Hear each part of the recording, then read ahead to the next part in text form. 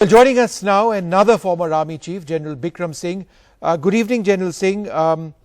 We've lost 3 soldiers in what is the worst flare-up along the line of actual control between India and China in 45 years. In a situation like this, what are the options available to the Army and to our political leadership? Well, Vishnu, let me start firstly by saluting these 3 brave hearts, the commanding officer and 2 soldiers, and convey my condolences to the family as also to the battalion, because loss of a battalion commander is a big jolt to all the ranks of a battalion. Having said that, the options you're talking about, well, what I perceive is that firstly the situation is grim, because the statement which you just read out when you were discussing with General Malik that their military has said that Galwan Valley always belonged to them.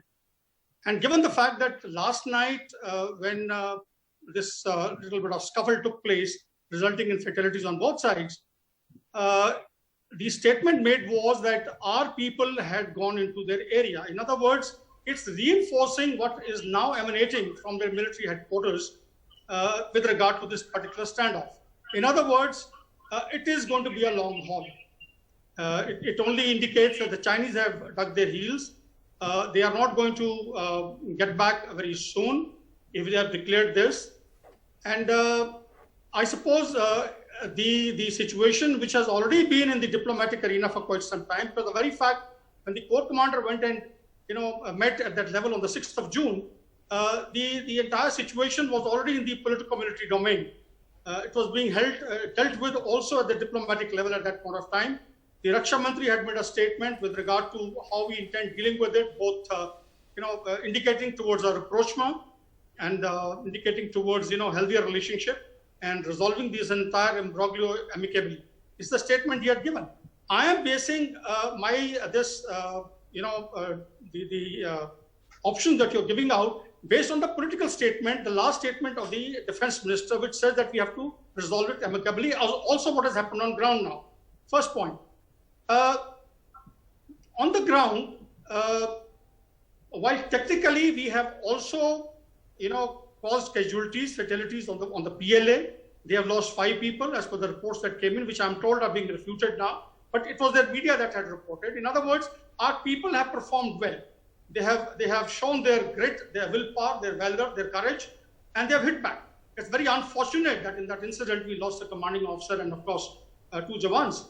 But the options now are that we have to see how the nation looks at it, because the first thing is that we got to understand, while there is a national fervor, I find the social media, larger number of even the junior officers today are expecting something to be done.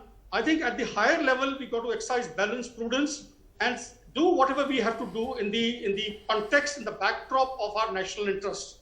And escalating this into a battle or an engagement, I suppose would be now contingent on the decision taken at the CCS, and keeping in mind the fact, the cascading effects of this engagement, and this finally, getting into something which is uglier.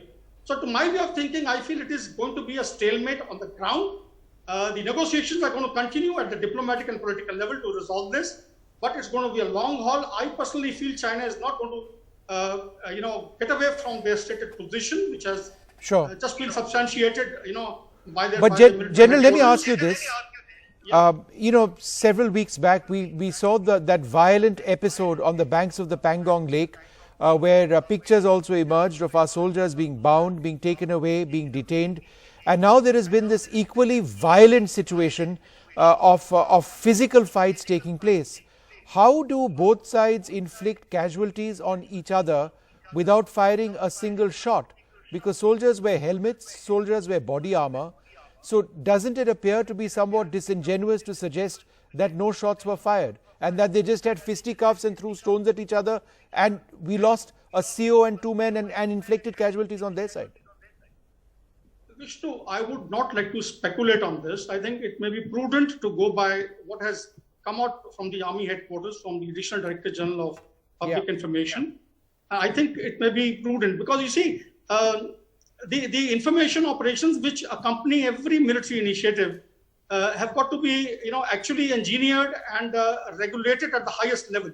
And you trust me, it is being done at the moment at the level of the NSA, at the level of the PMO, because national interests are involved. And, the situation is actually snowballing into something uglier if it is not controlled. And therefore, every statement that emanates now from South, I beg your pardon, South Block, the power center, it is going to be well weighed.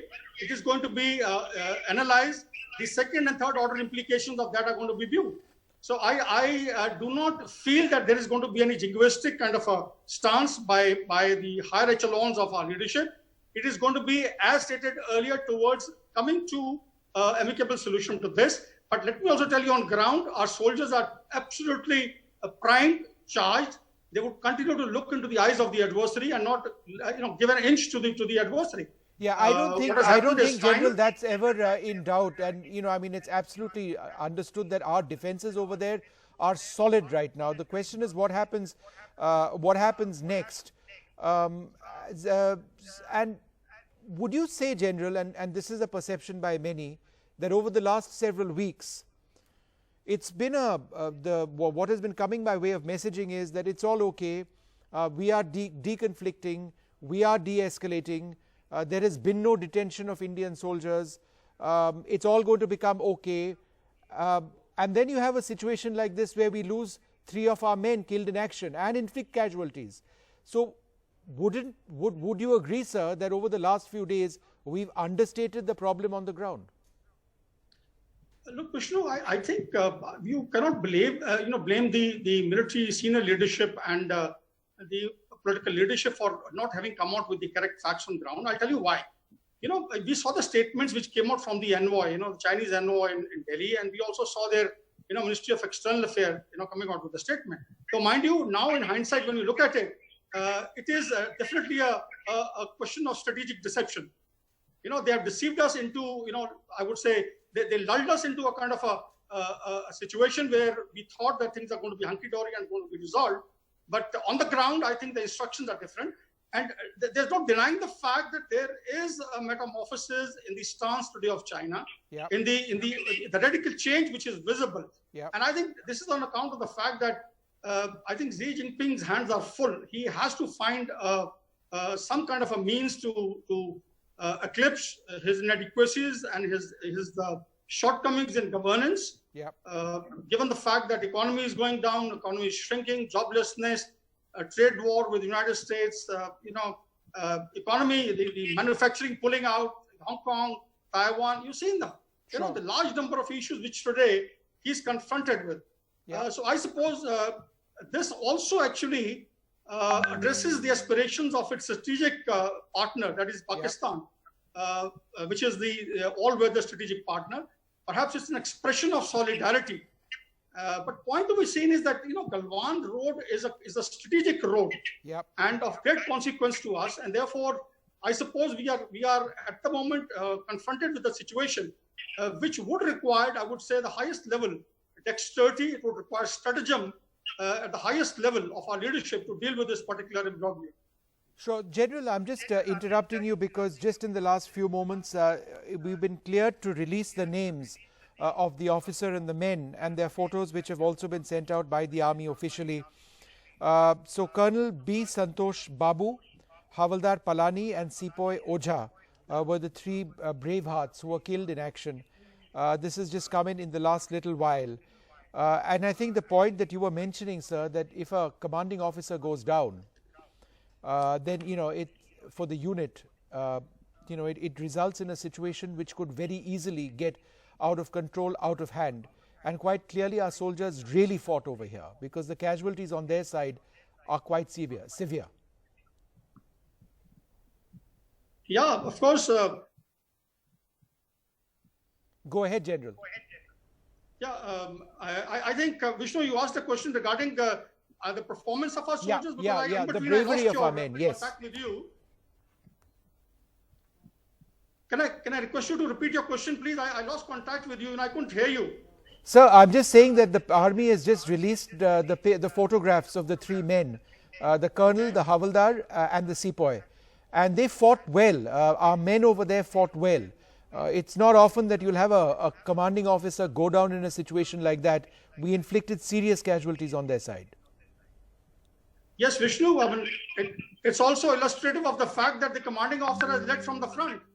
You see, he was right in front. You can see that if in that scuffle where bullets were not fired and stones have been used and clubs and batons have been used, it only demonstrates that the commanding officer was right in front, leading from the front, which is one of the thoughts of our fighting and leadership in the military.